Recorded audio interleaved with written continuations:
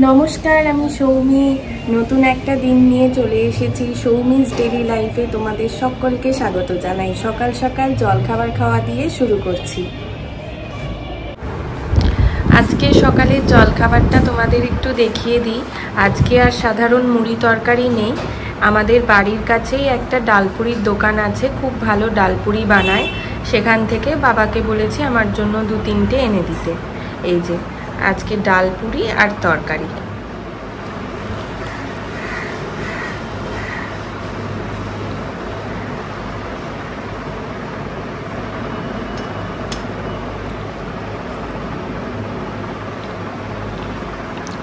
দারুণ খেতে।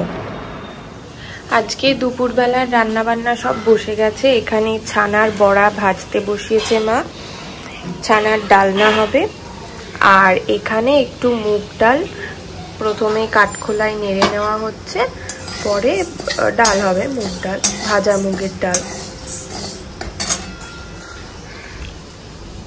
আজকে যেহেতু নিরামিষ রান্না, একটু সময় পাওয়া গেছে, তাই আমি এখানে জোগাড় করেছি। সবাই সোশ্যাল মিডিয়াতে চারিদিকে দেখতে পাচ্ছি ভাপা দই বানাচ্ছে সবাই, তাই আমিও ভাবলাম একটু ট্রাই করা যাক। এখানে দইটায় জল ঝরতে দিয়েছি। এই যে এতটা জল অলরেডি বেরিয়েও গেছে, আর একটু জল হয়তো বেরোবে। আর এখানে একটা ওই কনডেন্স মিল্ক আছে, আর এখানে একটু দুধ কেশর ভিজিয়ে রেখেছি। হালকা রং বেরিয়েছে। আসলে কেশর তো সেভাবে খাওয়া হয় না আমার বাড়িতে, ওই অল্প একটু পুরনো, তার জন্য এরকম হয়েছে। চলো তাহলে এটা বানাই।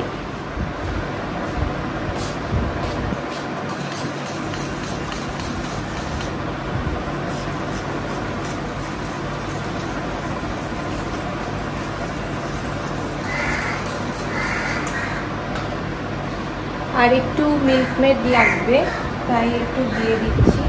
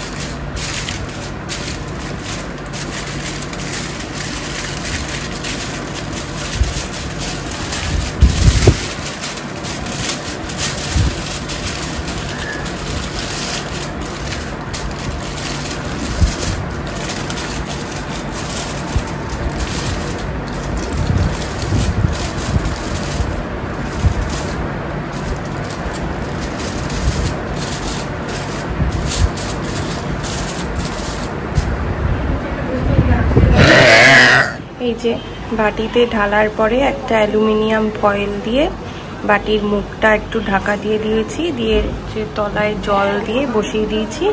এবার এই বড় থালাটা দিয়ে ঢাকা দিয়ে দেবো। দুপুরবেলার খাবারটাও একটু দেখিয়ে দিই। আজকে দুপুরে একদম সাধারণ খাবার, ভাজা মুগের ডাল হয়েছে ঝিঙে দিয়ে, আর এখানে আলু দিয়ে ছানার ডালনা, আর পাশে ভাত আছে। এরপর একটু ফল টল খেয়ে নেওয়া হবে।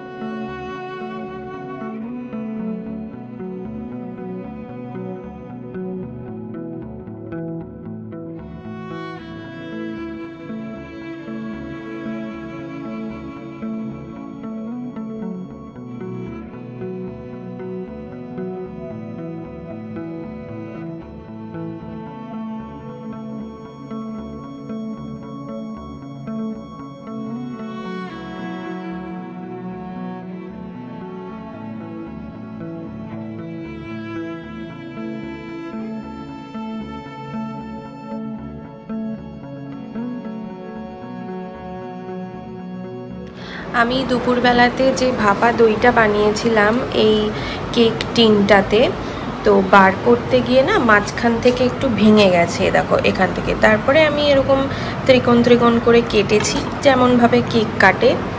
আর এই দেখো এখানে একটু সাজিয়ে রেখেছি। আমি এক টুকরো খেয়ে ফেলেছি, এত সুন্দর খেতে হয়েছে কি বলবো তোমাদেরকে। তোমরা প্লিজ বাড়িতে ট্রাই করো, দেখবে দারুণ খেতে লাগছে। আর এই গরমকালে তো টুকটাক ঠান্ডা কিছু খেতে মন চাইলে, যদি আইসক্রিম কারোর খেতে না ভালো লাগে, সে এই ঠান্ডা ঠান্ডা ভাপা দইটা খুব ভালো মানে খেতে পারবে। 30 মিনিট জলে বেক করার পর না এই টিনটা সমেতই আমি 1-1.5 ঘন্টা মতো ফ্রিজে রেখেছিলাম। তারপর এই যে বের করে কাটাকুটি করে খাওয়া দাওয়া করলাম।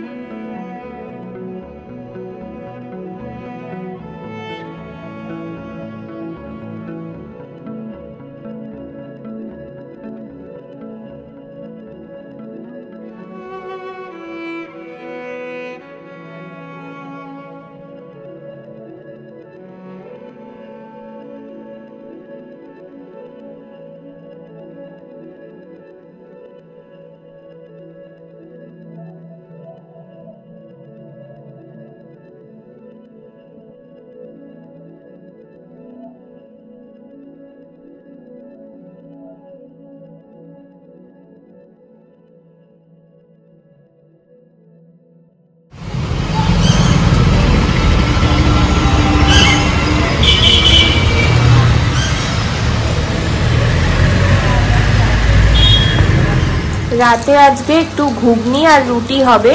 এখানে পেঁয়াজ, রসুন, টমেটো, লঙ্কা একসঙ্গে ভাজা ভাজা হচ্ছে। এখন একটু মা আদা দিচ্ছে, আদা বাটা থাকলে ভালো, আদা বাটা শেষ হয়ে গেছে তাই গ্রেট করে আদা দিচ্ছে।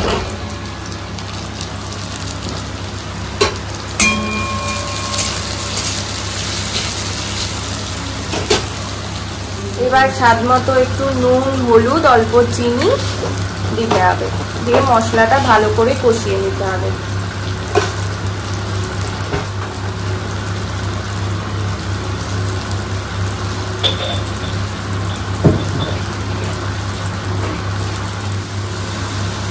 এবার মশলাগুলো কষানো হয়ে গেলে মা এখানে একটু ম্যাগি মশলাটা দিচ্ছে, যেগুলো বাজারে ম্যাগির ম্যাজিক মশলা কিনতে পাওয়া যায় ওইটা।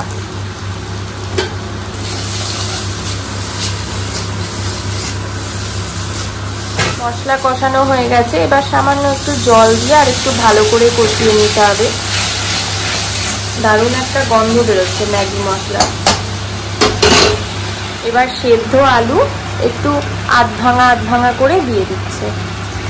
একসঙ্গে আলু আর কাবলি ছোলা সেদ্ধ করা হয়েছিল।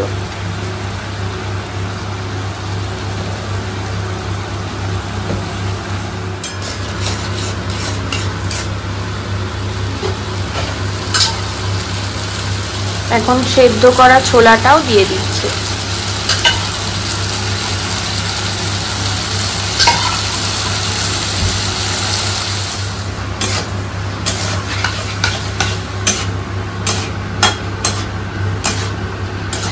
সামান্য একটু ঝোল দিয়ে ফুটে উঠলেই আমাদের ঘুগনি রেডি হয়ে যাবে। বেশিক্ষণ সেদ্ধ করার আর দরকার নেই, কারণ ছোলা আর আলু আগে থেকেই সেদ্ধ করা আছে। দেখো আজকে আমাদের রাতের ডিনার ঘুগনি তৈরি হয়ে গেছে। মা পরে ওপর থেকে একটু অল্প ধনেপাতা কুচি অ্যাড করেছিল। আর এই যে এখানে রুটি। চলো তাহলে রাতের খাবারটা খেয়ে নিই।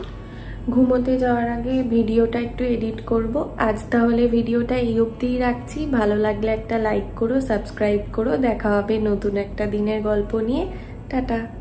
এক কাণ্ড হয়েছে, এই দেখো এখান দিয়ে সব মা চক দিয়েছে পিঁপড়ের ডেড বডি। এ দেখো এইখানগুলো ফুটো হয়ে গেছে ঘরের, একদম পিঁপড়াতে ছয়লাভ হয়ে গেছে। আমার পায়ে দুটো কামড় দিয়েছে, মায়ের পায়ে দুটো কামড় দিয়ে। এখান দিয়ে কিছু কিছু পিঁপড়া আবার মরে পড়ে আছে। ওই আমরা মশা মারার হিটগুলো স্প্রে করেছিলাম। এ দেখো এই যে এই ফুটোগুলো দিয়েই পিঁপড়া উঠে আসে। আমার পায়ে কামড় দিয়েছে, কি জ্বালা করছিল বাবারে বাবা।